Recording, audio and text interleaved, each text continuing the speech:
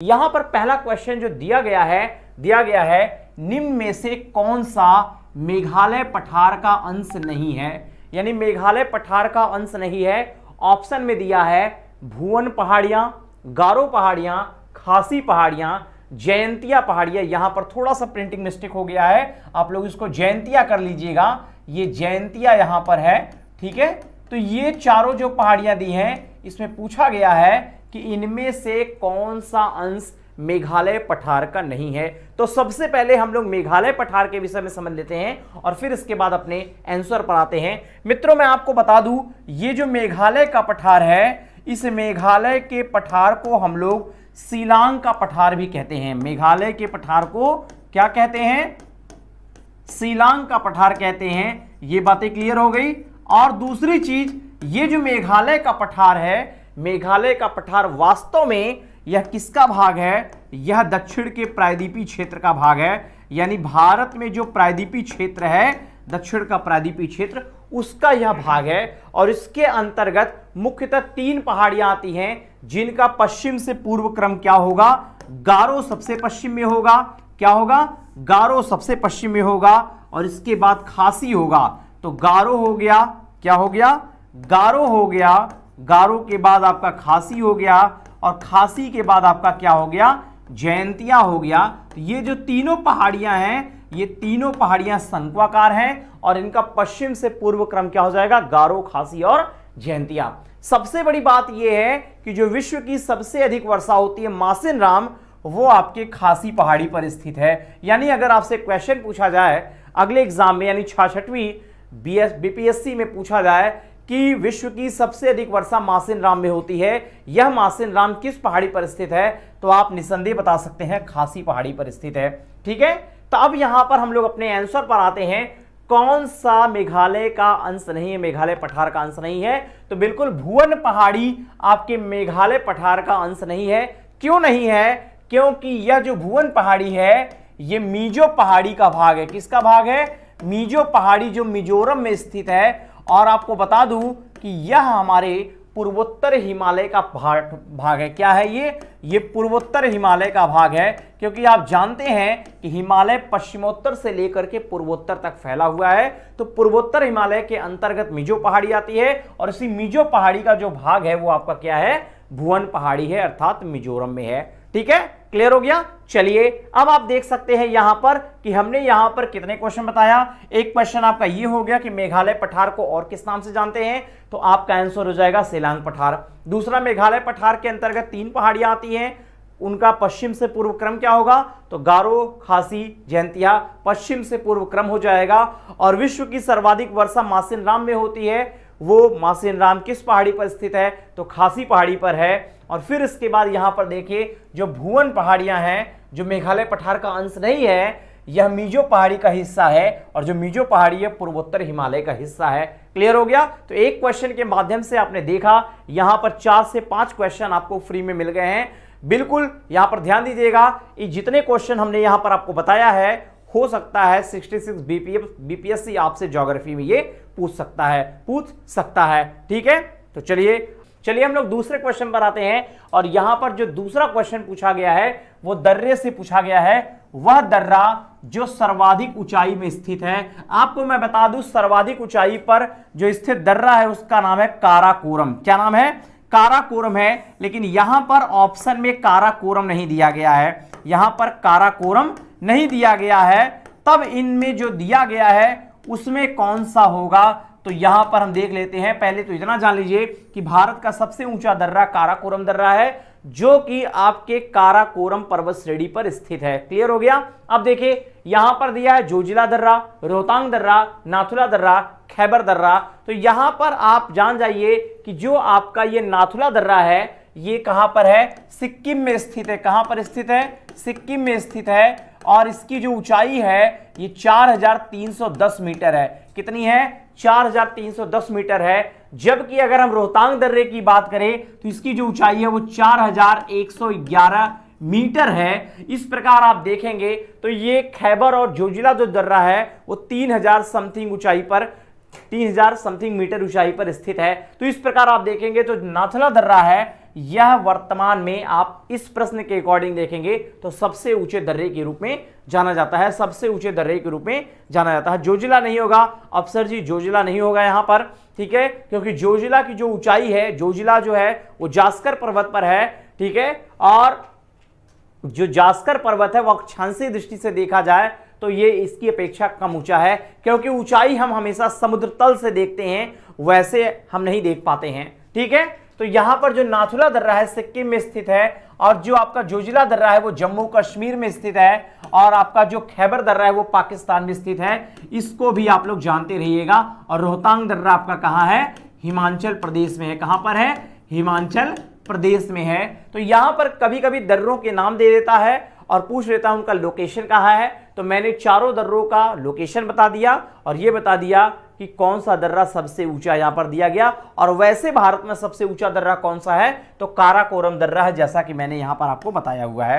Clear हो गया। चलिए अब हम लोग यहां पर अगले क्वेश्चन की तरफ बढ़ते हैं, अगले क्वेश्चन की तरफ बढ़ते हैं, ठीक है। हाँ, नाथुला बिल्कुल सिक्किम में है। अगले क्वेश्चन की तरफ बढ़ते हैं और देखते हैं अगला क्वेश्चन यहां पर क्या पूछा गया है। चलिए यहां पर दिया है करेवास मृतिका को जाफरान यानी केसर का एक स्थानीय प्रकार के उत्पादन के लिए उपयोगी है, पाई जाती है।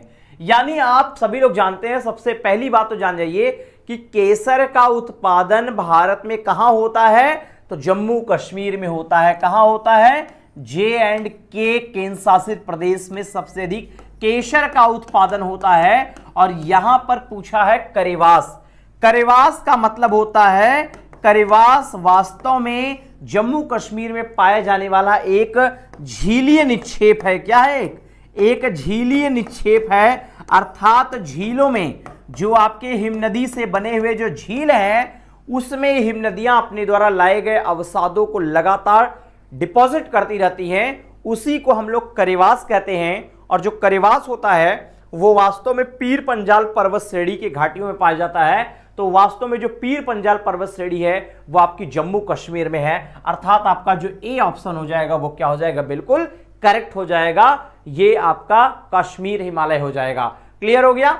यहां पर और भी हम आपको चीजें बता देते हैं। यहां पर जो ये हिमालय का नाम अलग अलग करके दिया गया है, इसके संदर्भ में भी बहुत सारे क्वेश्चन पूछे जाते हैं, इनको भी मैं यहां पर आपको इंडिकेट कर देता हूं, क्योंकि हो सकता है कि इससे रिलेटेड क्वेश्चन आपसे पूछा जाए और अगर आपको पता होगा तो बिल्कुल आप इसको आसानी से हल कर सकते हैं। देखिए जो हिमालय पर्वत है उसको दो आधार पर डिवाइड किया गया है, एक तो भौगोलिक क्षेत्र की दृष्टि से और दूसरा नदियों के द्वारा प्रादेशिक विभाजन। तो नदियों के द्वारा जो प्रादेशिक विभाजन है आप इसको देख सकते हैं कि यहां पर जो आपकी सिंधु नदी है, सिंधु नदी से लेकर के सतलज नदी तक के बीच जो हिमालय क्षेत्र पाया जाता है इसे हम लोग पंजाब हिमालय कहते हैं। क्या कहते हैं, पंजाब हिमालय कहते हैं। एक पॉइंट ये आपको मिल गया। दूसरा पॉइंट ये है कि सतलज नदी से लेकर के तिस्ता नदी के बीच का जो क्षेत्र है उसे हम लोग कहते हैं, क्या कहते हैं, तो आपको पता हो गया, सॉरी तिस्ता नहीं, काली नदी के बीच यहां पर दिया गया है, तिस्ता तो बहुत आगे है। काली नदी के बीच का जो क्षेत्र होता है इसे हम लोग क्या कहते हैं, कुमायूं हिमालय कहते हैं या फिर गढ़वाल हिमालय कहते हैं। तो काली नदी और सतलज नदी के बीच में कौन सा हिमालय है, तो इसे हम लोग कुमायूं हिमालय कहते हैं। और क्या कहते हैं, इसे हम लोग गढ़वाल हिमालय कहते हैं। क्या कहते हैं, गढ़वाल हिमालय कहते हैं। इसके बाद जो तीसरा प्रादेशिक विभाजन है यहां पर देख सकते हैं, काली नदी से लेकर के तिस्ता नदी के बीच का जो विभाजन है इसे हम लोग नेपाल हिमालय कहते हैं। क्या कहते हैं, नेपाल हिमालय कहते हैं। और इसके बाद तिस्ता नदी से लेकर के आपके ब्रह्मपुत्र नदी के बीच का जो क्षेत्र होता है उसे हम लोग क्या कहते हैं, असम हिमालय कहते हैं। तो यहां पर आप देख सकते हैं जो नेपाल हिमालय है, जो गढ़वाल हिमालय है, यह किन किन नदियों के बीच में है, यह आपसे क्वेश्चन अगले एग्जाम में यानी 66 बीपीएससी में पूछे जाने की संभावना है, तो इसको बिल्कुल याद रखिएगा। ठीक है, चलिए अगले क्वेश्चन की तरफ हम लोग बढ़ते हैं और देखते हैं अगला क्वेश्चन यहां पर क्या पूछा गया है। अगला क्वेश्चन यहां पर क्या पूछा गया है, अगला क्वेश्चन यहां पर दिया गया है कि भारत के निम्न राज्यों में से किसे चीनी का कटोरा कहा जाता है। ऑप्शन दिया है उत्तर प्रदेश, बी है महाराष्ट्र, सी है बिहार और डी है हरियाणा और ई है उपर्युक्त में से कोई नहीं। उपर्युक्त में से कोई नहीं। ठीक है, एक चीज आप लोग यहां पर ध्यान दीजिए कि जब हम लोग यूपी पीसीएस की तैयारी करते हैं तो यूपी पीसीएस में जो अधिकांश ऑप्शन आते हैं वो केवल 4 ऑप्शन देते हैं, जबकि बिहार पीसीएस में हम 3 दिन से सॉल्व करा रहे हैं और आप देख रहे होंगे इसमें 5-5 ऑप्शन दिया जा रहा है। इसको याद रखिएगा, 5-5 ऑप्शन आपको दिया जा रहा है, यानी ऑप्शन की भरमार है। अगर आपको क्वेश्चन तनिक भी आता होगा तो निश्चित रूप से आप इसको क्लियर कर जाएंगे, इसको आप क्लियर कर जाएंगे। तो यहां पर देखिए, अगर चीनी के कटोरे की बात आती है और वो भी भारत में, तो मैं आपको कहूंगा कि उत्तर प्रदेश आप टिक मार के चले आइएगा, आपका बिल्कुल सही हो जाएगा। लेकिन अगर आपसे विश्व पटल पर पूछे तो आप बताएंगे क्यूबा। क्यूबा को क्या कहा जाता है? क्यूबा को चीनी का कटोरा कहा जाता है। किस लिए? विश्व पटल पर कहा जाता है, वैश्विक स्तर पर कहा जाता है, चीनी का कटोरा कहा जाता है। इसके अलावा अगर आपसे पूछा जाए कि क्यूबा देश कहां पर है या किस महासागर में है या किस सागर में है, तो सागर अगर पूछे तो आप कैरेबियन सागर बताएंगे, और अगर महासागर पूछे तो आप बताएंगे अटलांटिक महासागर। इन चीजों को भी जानते रहिए। ठीक है, चलिए, तो इस प्रकार आपने जान लिया कि चीनी का कटोरा उत्तर प्रदेश को कहा जाता है, और वास्तव में अगर वैश्विक स्तर पर देखा जाए, विश्व पटल पर देखा जाए, तो क्यूबा देश को चीनी का कटोरा कहा जाता है। क्यूबा देश को चीनी का कटोरा कहा जाता है। चलिए अगले क्वेश्चन की तरफ हम लोग बढ़ते हैं और देखते हैं अगला क्वेश्चन यहां पर क्या पूछा गया है। क्वेश्चन समझ में आ रहा है? एक बार जितने लोग यहां पर जुड़े हुए हैं, एक बार कमेंट करके हमें बता दें कि क्वेश्चन का जो पैटर्न है, जो दिया गया है, वो समझ में आ रहा है। ठीक है, क्योंकि इसी के आधार पर हम लोग आगे पूरा डिटेल आपको पढ़ाएंगे, और जिससे कि आपका अकॉर्डिंग टू सिलेबस पूरा कंप्लीट हो सके। अकॉर्डिंग टू जो एग्जाम है उसके अकॉर्डिंग जो सिलेबस दिया जाएगा, उस सिलेबस को हम लोग यहां पर आसानी से कंप्लीट कर सकते हैं। ठीक है, खनिज शक्ति संसाधन, यहां पर क्वेश्चन जो दिया गया है, निम्न खनिजों में से किस खनिज के उत्पादन में भारत विश्व में अग्रणी है? यहां पर दिया खनिज शक्ति संसाधन एवं उद्योग व व्यापार। निम्न, ये अलग से दे दिया गया है क्या? ये अलग से दे दिया गया, इसको मत ध्यान दीजिएगा। क्वेश्चन यहां से दिया गया है, निम्न खनिजों में से, ठीक है, यहां से क्वेश्चन है, निम्न खनिजों में से किस खनिज के उत्पादन में भारत विश्व में अग्रणी है? तो सभी लोगों को पता है, ये क्लास 9 से आप पढ़ते आ रहे हैं, अभ्रक अभ्रक अभ्रक, वही अभ्रक जो कि भारत में सबसे अधिक उत्पादित होता है। अगर हम पूरे वैश्विक पटल की बात करें, पूरे वैश्विक पटल की बात करें, तो भारत 85% यानी 85% अभ्रक का उत्पादन करता है। किसका उत्पादन करता है? अभ्रक का उत्पादन करता है। और अभ्रक का उत्पादन भारत में कहां होता है? कोडरमा में होता है। कहां पर होता है? कोडरमा में। यानी आप झारखंड लगा दीजिए, क्या लगा देंगे? झारखंड लगा दीजिए, और क्या लगाएंगे? बिहार लगा सकते हैं। ठीक है, तो ये जो क्षेत्र हैं, यहां पर अभ्रक का उत्पादन बड़े पैमाने पर होता है। और पूरे वैश्विक पटल पर आप देखेंगे तो यहां पर 85% अभ्रक का उत्पादन भारत करता है, और भारत पूरे वैश्विक पटल पर अभ्रक उत्पादन में अग्रणी देश के रूप में जाना जाता है। ठीक है, मैं बिहार एसआई का अप्लाई किया हूं। बिल्कुल, बिहार एसआई भी आप दीजिए, बिल्कुल बिहार एसआई भी आप दीजिए, और सिविल भी दीजिए, दोनों ही दे सकते हैं, क्योंकि आप जान रहे हैं कि पेपर का जो लेवल है, अब थोड़ा थोड़ा अंतर हो रहा है, बाकी सारी चीजें वही है। ऐसा नहीं है कि अभ्रक के उत्पादन में बिहार एसआई में कुछ दूसरा हो जाएगा, भारत ही होगा। और अगर आईएएस में पूछा जाए तब भी वो भारत ही बताएंगे, और अगर वो पीसीएस में पूछा जाए तब भी वो भारत ही बताएंगे। वहां पर किसी प्रकार का अंतर नहीं होगा। तो इसका जो आंसर है, यहां पर आप देख रहे हैं कि जो क्वेश्चन दिया जा रहा है बिहार के पेपर में, वो बिल्कुल स्टेटमेंट वाइज क्वेश्चन है। किसी भी प्रकार का यहां पर एनालिटिकल क्वेश्चन नहीं दिया गया है। इस वजह से क्वेश्चन का जो फॉर्म है बहुत ही सिंपल है। दिया गया है, निम्न में से कौन सा एक स्थल रुद्ध देश है? स्थल रुद्ध पहले आप समझ जाइए। स्थल रुद्ध का मतलब इंग्लिश में हम लोग कहते हैं लैंड लॉक। क्या कहते हैं? इसको लैंड लॉक कहते हैं, लैंड लॉक। और लैंड लॉक का मतलब होता है एक ऐसा देश जो कहीं से भी किसी भी जली भाग या महासागरी भाग से न लगा हुआ हो, किसी भी जली भाग या महासागरी भाग से न लगा हुआ हो, ऐसे देश को हम लोग क्या कहते हैं? ऐसे देश को हम लोग कहते हैं स्थल रुद्ध देश। यहां पर जब आप देख सकते हैं, हंगरी जो एक देश है, या हंगरी आपका एक स्थल रुद्ध देश है। अभी हाल ही में यूपी पीसीएस के एग्जाम में इसी प्रकार से एक क्वेश्चन पूछा गया था। वो क्वेश्चन था दक्षिण अफ्रीका और दक्षिण अमेरिका, इन दोनों महाद्वीपों को लेकर देश दिया गया था कि इसमें कौन सा स्थलबद्ध देश है, यानी स्थलबद्ध देश है। तो वहां पर भी काफी कंफ्यूजन लोगों को हुआ था। तो बिल्कुल कंफ्यूज मत होइएगा, स्थलरुद्ध को ही हम लोग लैंडलॉक कहते हैं या स्थलबद्ध कहते हैं, यानी ऐसा देश वैश्विक पटल पर, ऐसा देश जो चारों तरफ से स्थलों से घिरा हुआ हो, किसी भी प्रकार के जली भाग से न घिरा हुआ हो, उसी को स्थलरुद्ध कहा जाता है। ठीक है, चलिए अगले क्वेश्चन की तरफ हम लोग बढ़ते हैं और देखते हैं अगला क्वेश्चन यहां पर क्या पूछा गया है। निम्न में से कौन सा द्वीप क्षेत्रफल में सबसे बड़ा है? ऑप्शन यहां पर दिया गया है बोर्निया, बी दिया गया है ग्रेट ब्रिटेन, सी दिया गया है मेडागास्कर और डी दिया गया है सुमात्रा।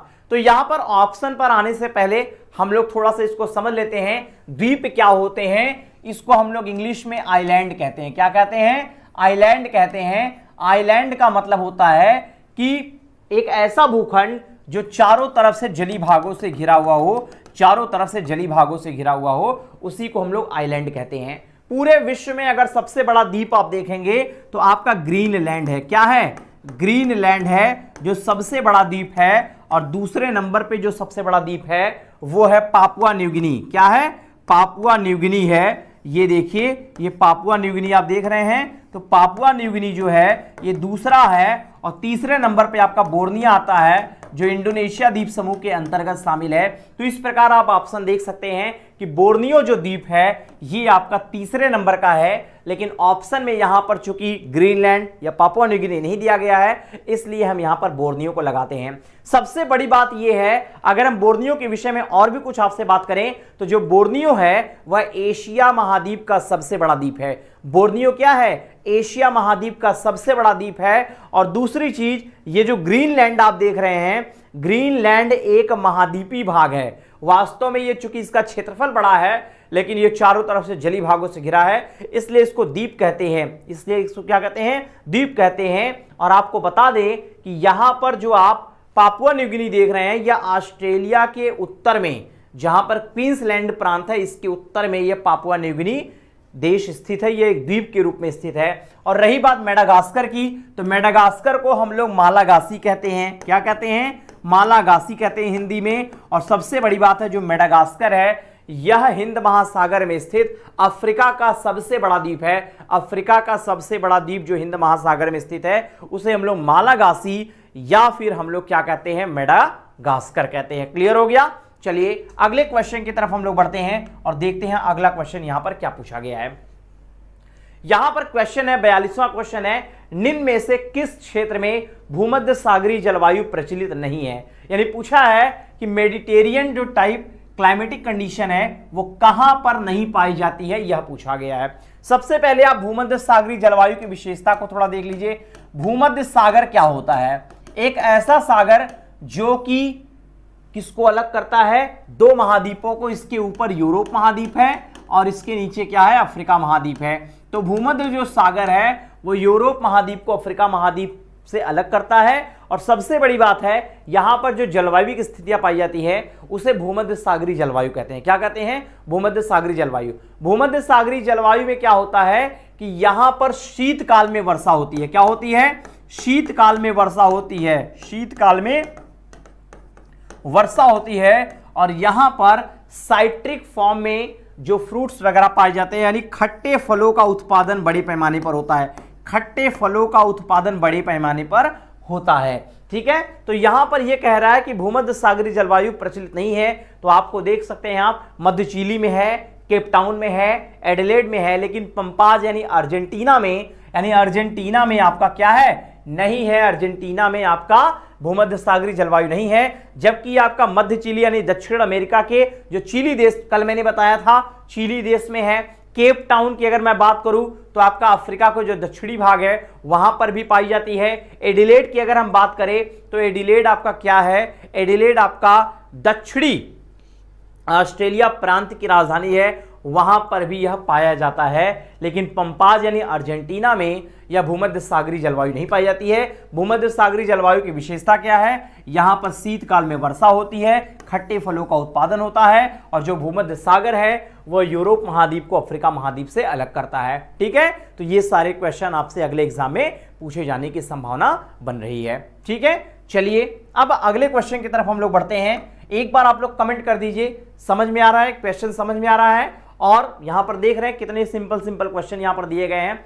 यहां पर पूछा है वह देश जो विश्व में रेशम का सबसे बड़ा उत्पादक है, वह देश जो विश्व में रेशम का सबसे बड़ा उत्पादक है। तो आपको बता दूं जो चीन है वह रेशम का सबसे बड़ा उत्पादक है, लेकिन आपसे मैं बता दूं अगर आपसे पूछा सबसे बड़ा उपभोक्ता पूरे विश्व पटल पर कौन है, तो आप बताएंगे क्या? आप यूएसए बताएंगे, संयुक्त राज्य अमेरिका बताएंगे। क्या बताएंगे? संयुक्त राज्य अमेरिका बताएंगे। यह सबसे बड़ा उपभोक्ता है। यह क्या है? सबसे बड़ा उपभोक्ता है रेशम का, जबकि सबसे बड़ा जो उत्पादक है वह आपका चीन है। वह आपका क्या है? चीन है। तो चीन उत्पादक हो गया, और आपका जो यूएसए है वो आपका क्या है? सबसे बड़ा उपभोक्ता है। किसका? रेशम का। तो इस चीज को बिल्कुल याद रखिएगा। चलिए अगले क्वेश्चन की तरफ हम लोग बढ़ते हैं और देखते हैं अगला क्वेश्चन यहां पर क्या पूछा गया है।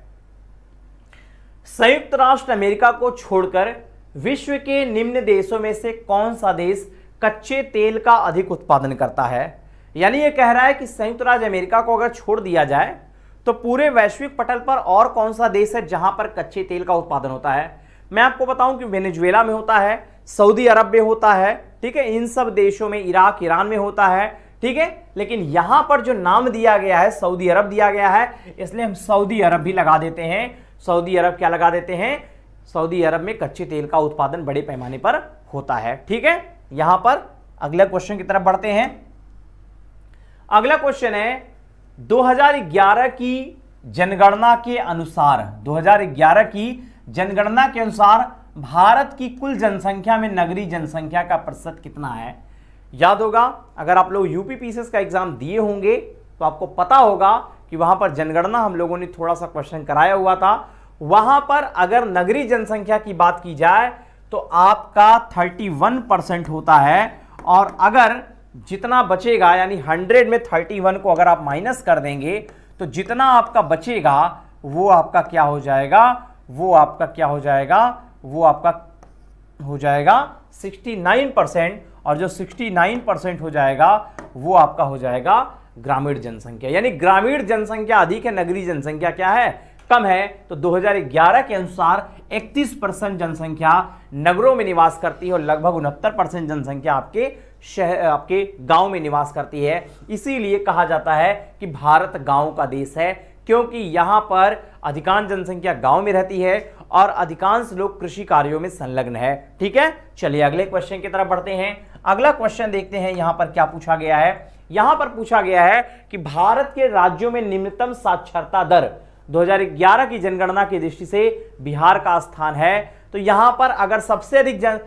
अधिक साक्षरता की बात करें तो केरल का स्थान आता है, इसके बाद मिजोरम का स्थान आता है। किसका स्थान आता है?